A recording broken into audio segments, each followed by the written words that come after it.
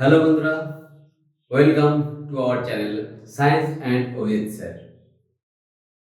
আমরা আজ জানবো দশম শ্রেণীর যে আলোর চ্যাপ্টারটা আমরা অলরেডি ক্লাস করছি তার একটা গুরুত্বপূর্ণ টপিক প্রিজম, অর্থাৎ প্রিজমের প্রধান ছেদ যার মধ্যে দিয়ে আলো প্রতিষ্ঠিত হলে কি ঘটনা ঘটবে। এই প্রশ্নটা অন্যভাবে আসতে পারে যে দেখাও যে কোনো প্রিজমের প্রধান ছেদের মধ্যে দিয়ে আলো প্রতিষ্ঠিত হলে তা প্রতিসারক কোণের উপর নির্ভর করে। যাই হোক, আমরা টপিকের মধ্যে যাই, প্রমাণটা দেখি, তারপর প্রশ্ন সম্বন্ধে আলোচনা করব। আমি আগে থেকে একটা ছবি এঁকে রেখেছি, আমি এটা বর্ণনা করছি। মনে করি একটা প্রিজম। প্রিজম কি আমি সেটা একটু জানা দরকার। প্রিজমটা কি জিনিস? প্রিজম হলো একটা ত্রিভুজ আকৃতির, অর্থাৎ এরকম একটা অংশ। এই অংশটা যদি লম্বা হয়, এদিকটা লম্বা, অর্থাৎ যে ছবিটার ভূমি হবে ত্রিভুজ আকৃতি, এরকম ত্রিভুজ আকৃতি একটা ভূমি হবে, এই আকৃতিটাকে বলা হচ্ছে প্রিজম। তো এই প্রিজমকে যদি আমি পিস পিস করে কাটি, বুঝতে পারবো, এরকম যদি কেটে দিই, কেক কাটার মতো স্লাইস করি, তাহলে এরকম একটা ছেদ পাবো সামনের দিকে দেখতে। এটাকে হচ্ছে প্রিজমের প্রধান ছেদ বলা হচ্ছে। এই প্রধান ছেদের একদম টপের যে অংশটা, এটাকে বলা হয় প্রতিসারক কোণ। প্রতিসারক কোণ।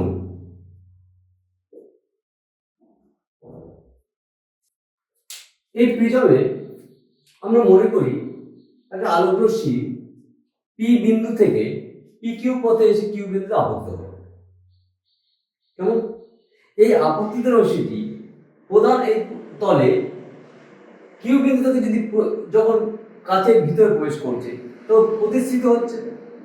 এই প্রতিষ্ঠিত রশ্মিটি যাওয়ার কথা ছিল স্ট্রেট, সোজা, কিন্তু অভিমুখ পরিবর্তন করে যাচ্ছে, দ্বিতীয় তলে আবদ্ধ হচ্ছে আর বিন্দুতে।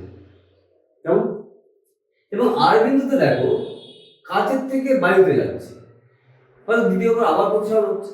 এক্ষেত্রে অবিলম্ব থেকে আরো দূরে সরে গিয়ে আর এস পথে নির্গত হচ্ছে। আমরা প্রতিসরণ আগে পড়েছি। প্রতিসরণে কি হয়? কোন আলোক রশ্মি যখন লঘু মাধ্যম থেকে ঘন, মানে বাতাস, এটা পাশে বাতাস, এটা কাচ, লঘু মাধ্যম থেকে যখন ঘন মাধ্যমে যাবে তখন অবিলম্বের দিকে বেঁকে আসবে, অর্থাৎ এর অভিমুখ ছিল স্টেপ ও বিলম্বের দিকে সরে আসছে। কিন্তু যখন ঘন থেকে লঘুতে যাবে তখন আলোক রশ্মিটি অবিলম্বের থেকে দূরে সরে যাবে, অবিলম্বের দিকে না গিয়ে যখন অবিলম্ব এটা দূরের দিকে চলে যাচ্ছে। এখন আমরা যে পি কিউ অবৈধ আলোক রশ্মি আর এম টি, এটা হচ্ছে আমরা প্রতিসারক তলের সঙ্গে একটা অবিলম্ব অঙ্কন করেছি, আর দ্বিতীয় প্রতিসারক তল থেকে এম টি একটা অবিলম্ব, যারা পরস্পরকে টি বিন্দুতে সেট করেছে। সুতরাং চিত্র অনুসারে পি কিউ অবৈধ আলোক রশ্মি হলে এম কিউ পি এটা হচ্ছে আপতন কোণ, যাকে আমরা আই দ্বারা চিহ্নিত, আই অন দ্বারা চিহ্নিত করেছি, আপতন কোণ। এবং ভেতরের দিকে যেটা আর কিউ টি, আর কিউ টি এটা হচ্ছে প্রতিসরণ কোণ। এটা যদি আপতন কোণ একটা প্রতিসরণ কোণ হয়, তাহলে এখান থেকে আমরা চ্যুতি কোণ নির্ণয় করতে পারবো। চ্যুতি কোণ কাকে বলে? আলোক রশ্মি যে কোণে যাওয়ার কথা ছিল সেখান থেকে যে কোণে, মূল গতিপথ থেকে যে কোণে ঘুরে যায় সেটা হচ্ছে চ্যুতি কোণ। যাচ্ছিল এই পথে, ফিরে এসছে এই পথে, তাহলে এটা হচ্ছে চ্যুতি কোণ। এই চ্যুতি কোণটাকে আমরা সিগমা দ্বারা প্রকাশ করছি। তাহলে এখানে আমরা লিখতে পারবো যে চিত্রে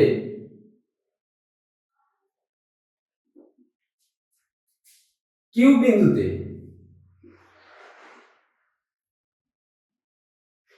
কিউ বিন্দুটিতে চ্যুতি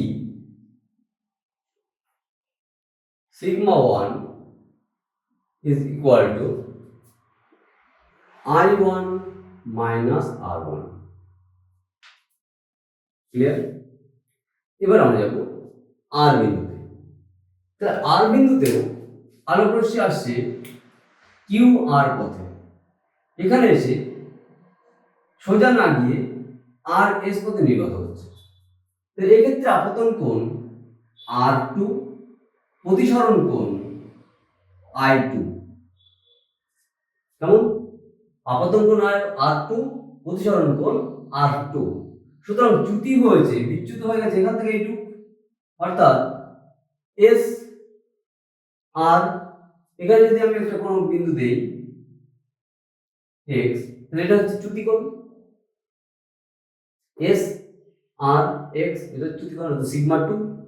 তাহলে চিত্র আমি লিখতে পারি একইভাবে যে এবং আর বিন্দুতে চ্যুতি কোণ sigma 2 is equal to I2 minus R2। দেখা যায়? এখন ভালো করে ছবিটা যদি খেয়াল করি, আমরা এই আলোক রশ্মিটাকে যদি পিছনের দিকে বর্ধিত করে নিয়ে যাই এবং এটাকে যদি সামনের দিকে বর্ধিত করি, তাহলে পরস্পর এই বিন্দুতে মিলিত হচ্ছে, তাই নয় কি? এই আলোক রশ্মিকে পিছনে বাড়াচ্ছি, এটাকে পিছনে আছে, স্ট্রেট লাইন কিন্তু আলো সরলরেখায় চলে, কাল্পনিকভাবে এটা এই বিন্দুতে মিলিত হচ্ছে। আর এই বিন্দুতে যদি মিলিত হয় তাহলে আলোক রশ্মি যাওয়ার পথে ছিল সোজা, এইভাবে আলোক রশ্মি যাচ্ছিল, কিন্তু অন্তিম আলোক রশ্মি নির্গত হচ্ছে কোথায়? এইভাবে। তাহলে মোট চ্যুতি কোণ এটা, অর্থাৎ টোটাল আলোক রশ্মি ছিল কোনটা?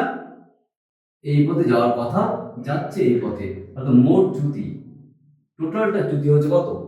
এই কোণটা, যেটাকে আমরা চিহ্নিত করছি কি সিগমা দ্বারা, এই সাইনটা বলে সিগমা। তাহলে আমরা এখানে লিখতে পারি যে অর্থাৎ আলোক রশ্মির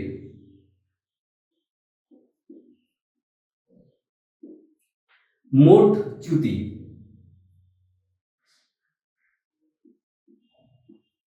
is equal to,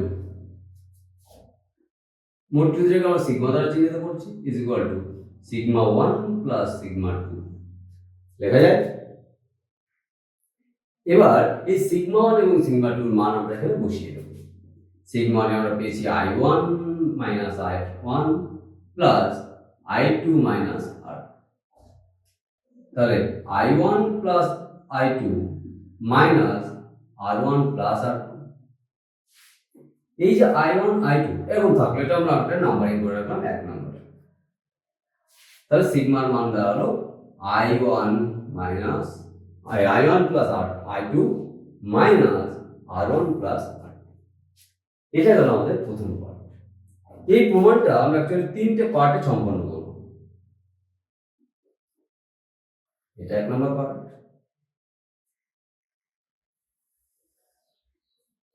নেক্সট আসছি, চিত্রে দেখো একটা ত্রিভুজ পাচ্ছি, আমি বড় প্রিজমের ত্রিভুজ ছাড়া মাঝখানে একটা ছোট্ট ত্রিভুজ দেখা যাচ্ছে। কোথায়? কিউ আর টি একটা ত্রিভুজ রয়েছে, কিউ আর টি। আবার একটা চতুর্ভুজ রয়েছে এ কিউ টি আর। এই দুটো ছবিকে আমরা আইডেন্টিফাই করবো, এখান থেকে আমরা দেখার কিছু করার চেষ্টা করবো। কি করব?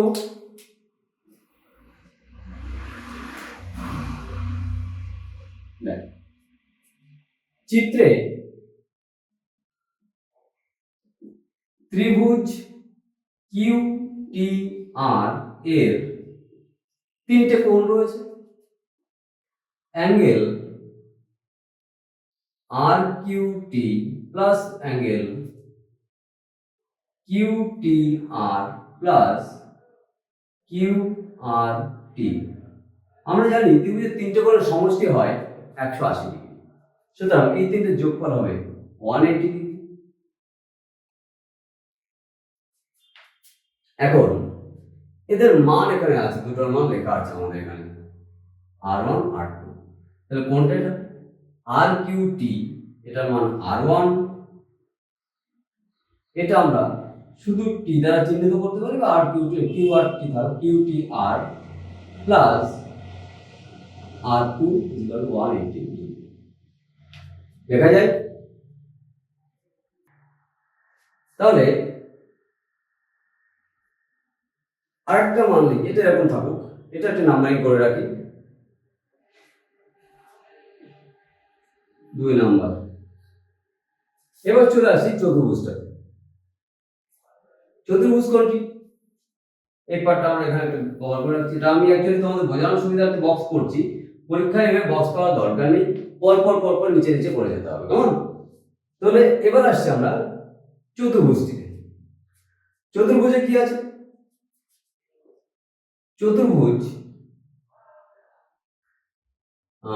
এ কিউ টি আর এর চারটি কোণ আছে এখানে। কোণ এ অর্থাৎ Q A R plus A Q T plus Q T R plus A R T. আর আমরা জানি চতুর্ভুজের চারটি কোণের যোগফল 360 ডিগ্রি হয়, তাই না? সবাই জানা আছে আমাদের এটা। এখন দেখো এই যে চতুর্ভুজটা আমরা ভাবছি এখানে এ কিউ টি আর, এই চতুর্ভুজের কিউ কোণ যেটা এ কিউ টি, যেহেতু আমরা বলেছি এটা লম্ব টেনেছি, এটাও লম্ব টেনেছি। লম্ব মানে তার মানে এই দাগের সঙ্গে এই দাগটা 90 ডিগ্রি কোণ করে রয়েছে। এই দাগ এবং এই দাগ পরস্পর 90 ডিগ্রি কোণ করে রয়েছে, অর্থাৎ এ কিউ টির মান 90 ডিগ্রি। একইভাবে এ আর টি এটাও 90 ডিগ্রি। তাহলে আমরা এখানে একটা 90 লিখতে পারি। অর্থাৎ এ কিউ টি এটা যা আছে থাকুক, এটাকে আমরা সংক্ষেপে এ দ্বারা চিহ্নিত করতে পারি। এ প্লাস 90 ডিগ্রি প্লাস এটা টি লিখলাম, এটা 90 degree is equal two 360 degree. তাহলে দুটো 90 180, যদি সাইড চেঞ্জ করি মাইনাস হয়ে যাবে, অর্থাৎ angle A plus angle T is equal two 360 degree minus 180 degree is equal to 180। Clear? এটাকে আমরা করব 3 নম্বর সমীকরণ। তাহলে এটা যদি আমরা নাম পাল্টালাম, এখানেও আমরা সংক্ষেপটি করে দিতে পারি। এটা হচ্ছে r1 প্লাস কোণ t plus r2 equal to 180।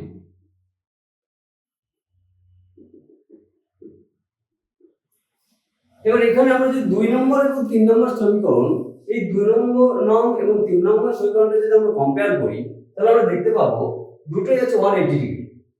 সুতরাং লেফট সাইড দুটো সেম, যেহেতু right side same, left side কি সেম হবে। অর্থাৎ আমরা এখানে লিখব 2 নং ও 3 নং তুলনা করে পাই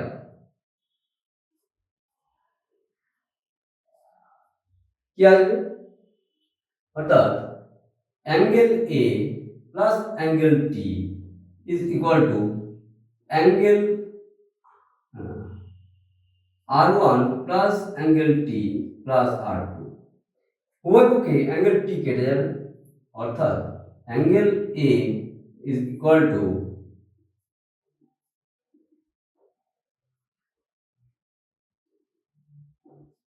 angle A is equal two r1 plus r2। এখানে বোঝা গেল যেটুকু করলাম।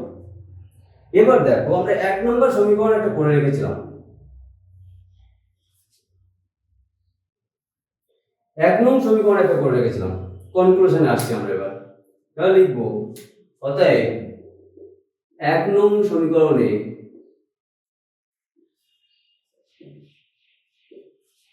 মান বসিয়ে পাই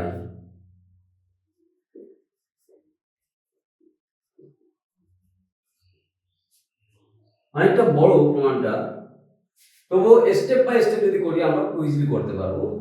sigma is equal to I1 plus I2 minus এই যে R1 R2 ছিল, আমরা দেখছি R1 প্লাস R2 মান হচ্ছে অ্যাঙ্গেল এ, তাহলে মাইনাস অ্যাঙ্গেল এ বা শুধু এও লেখা হয়। এই যে প্রমাণটা, তাহলে এখানে কি হচ্ছে যে মোট যদি প্রিজমের মধ্য দিয়ে প্রিজমের প্রধান ছেদের মধ্য দিয়ে যদি আলোকরশ্মির প্রতিসরণ ঘটে, তাহলে মোট চ্যুতি যেটা হবে সেটা নির্ভর করছে কার উপর? সেটা নির্ভর করছে আমাদের যে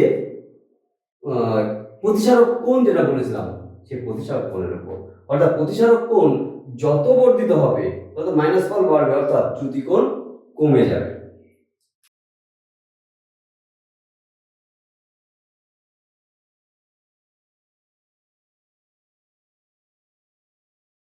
যখনই এই যে প্রতিসারক কোণটা এটা যত বড় বাড়তে থাকবে তত আমাদের প্রিজম চ্যুতি কোণ আলোকরশ্মির চ্যুতি কোণের মান কমতে থাকবে।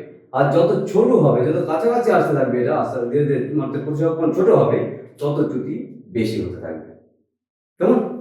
তাহলে এই হচ্ছে আমাদের প্রমাণ ছিল। এটা অবশ্যই এই যে লাইনটা রয়েছে আমাদের, এই লাইন ধরেও পরীক্ষায় আসে যে প্রমাণ করো যে প্রিজমের প্রধান ছেদের ক্ষেত্রে প্রতিসরণের ক্ষেত্রে মোট চ্যুতি sigma is equal to I1 plus I2 minus A। এই সমীকরণটা দিয়েই প্রমাণ করতে দিতে পারে। আশা করি বুঝতে পেরেছো সকলে। আমি আবার ওভারঅল একবার বলে যাচ্ছি যে এখানে একটা বড় কাজ যেটা আছে সেটা আমি এখানে বোর্ডে লিখিনি, তোমাদের অবশ্যই লিখতে হবে। সেটা হচ্ছে প্রিজমের ছবিটা আমি এঁকেছি, এর পরিচয়গুলি খুব সংক্ষেপে লিখবে, লাইন বাই লাইন লিখবে। কিভাবে লিখবে? এভাবে লিখবে, আমি ডান সাইডে অল্প একটু দেখিয়ে দিচ্ছি তো একটা, সেটা হচ্ছে পি কিউ ইকুয়াল টু আপতিত আলোকরশ্মি,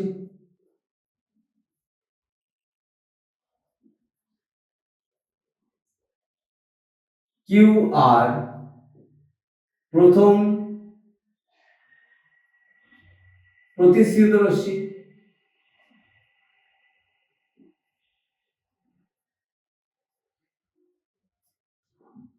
আর এস দ্বিতীয় প্রতিসৃত রশ্মি।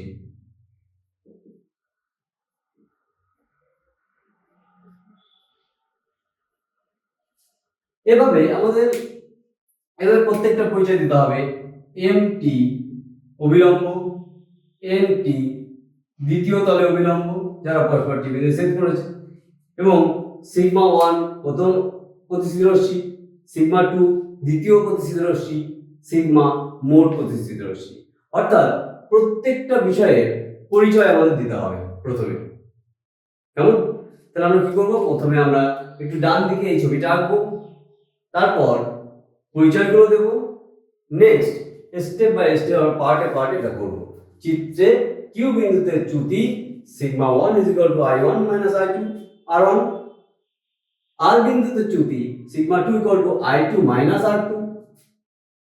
অর্থাৎ প্রিজমের মোট যে আলোর সামগ্রিকভাবে যে আলোর রশ্মির চ্যুতি, মোট চ্যুতি হবে sigma is equal two sigma 1 plus sigma 2। যেখানে মান দুটো বসিয়ে আমরা কি করেছি? মাইনাস কমন নিয়ে R1 প্লাস R2।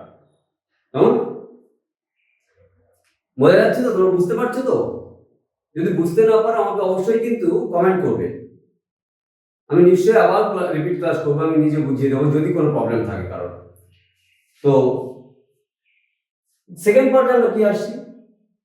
ত্রিভুজটা দেখবো আমরা। ত্রিভুজটা করে সেখানে আমরা জানি ত্রিভুজের তিনটে কোণ লিখলাম, তিনটে কোণের যোগফল 180 ডিগ্রি। দেন এদের মানগুলো বসিয়ে দিলাম, আমরা এই সমীকরণ করে রেখে দিলাম। এরপর আছে চতুর্ভুজ পার্টটা। চতুর্ভুজের নামটা লিখে আমরা লিখলাম চতুর্ভুজের চারটি কোণ যোগফল 360 ডিগ্রি। যেহেতু এদের লম্ব রয়েছে সুতরাং আমরা এতে 90 লিখলাম। এই লম্ব যে যে অংশগুলো অর্থাৎ কিউ বিন্দু এবং আর বিন্দু, এখানে আমাদের নাম্বার মান কত আসবে? 90 ডিগ্রি 90 ডিগ্রি। সমষ্টি করে সাইড চেঞ্জ করো, অর্থাৎ অ্যাঙ্গেল এ এবং অ্যাঙ্গেল টি এর সমষ্টি আসছে কত? 180 ডিগ্রি। এটা আমাদের নাম্বার 4। এই 2 এবং সরি নাম্বার 3, 2 নম্বর এবং 3 নম্বর সমীকরণকে যদি আমরা তুলনা করি তাহলে আমরা পাবো এটা, অর্থাৎ angle A plus angle T is equal two R1 plus T plus R। যেখানে দুই পাশে R1 কেটে যাচ্ছে, T1 কেটে যাচ্ছে, তাহলে পড়ে থাকছে angle A is equal two R1 plus R। Next sigma মানে 1 নম্বর সমীকরণ আমরা যদি বসিয়ে দিই আমরা প্রমাণটা করে ফেলতে পারছি। আমাদের পরীক্ষা আবারও বলছি খুব ইম্পর্টেন্ট একটা প্রশ্ন যেটা আসে প্রায় মাধ্যমিকে। এটা কি আসবে? এই সমীকরণটা এসে সরাসরি আসবে এটা প্রমাণ করো, অথবা আমাদের দেবে প্রিজমের প্রধান ছেদের মধ্যে দিয়ে কোনো আলোকরশ্মি চ্যুতির আলোকরশ্মি গেলে প্রতিসরণের মোট চ্যুতি ওর প্রতিসারক কোণের উপর নির্ভর করে প্রমাণ করে। আবার এটা দিয়ে ছোট ছোট অঙ্কও দিতে পারে। কেমন অঙ্ক? হয়তো প্রতিসারক কোণের মানটা দিয়ে দিল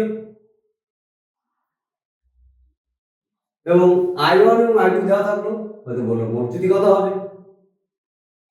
কোনো কিছু দিয়ে দেয়নি, শুধু বললো একটা প্রিজম রয়েছে যার প্রতিসারক কোণটা 30 ডিগ্রি, এর মধ্যে যদি 60 ডিগ্রি অ্যাঙ্গেলে কোনো আলোক রশ্মি অপতিত হয় এবং অন্তিমে যদি 60 কোনো অ্যাঙ্গেল বলো 70 বা 80 ডিগ্রি অ্যাঙ্গেলে আলোক রশ্মি প্রতিষ্ঠিত হয়, সেক্ষেত্রে মোট চ্যুতি কত হবে? আমাদের কি করতে হবে, যে মানগুলো দেখে আমরা সমীকরণে বসিয়ে দিলে আমরা বের করতে পারবো। কেমন? যার অঙ্ক আমরা নেক্সট ক্লাসে একটা দেখিয়ে দেবো। এখন আমরা একটা কাজ করি, তোমাদের যদি বুঝতে অসুবিধা হয় আমি লাস্ট একটা পার্ট করে দিই, একটু নাম্বারিং করে দিচ্ছি। এই যে বক্সটা আমরা করলাম, তোমাদের বোঝার সুবিধার্থে আমি নাম্বারিং করে দিচ্ছি। এটা ফার্স্ট পার্ট, এটা সেকেন্ড পার্ট, এটা থার্ড পার্ট, এটা ফোর্থ এবং এটা ফিফথ। ওকে, আজ এ পর্যন্ত, দেখা হচ্ছে পরবর্তী ক্লাসে। তো পর্যন্ত সকলে ভালো থেকো, টাটা।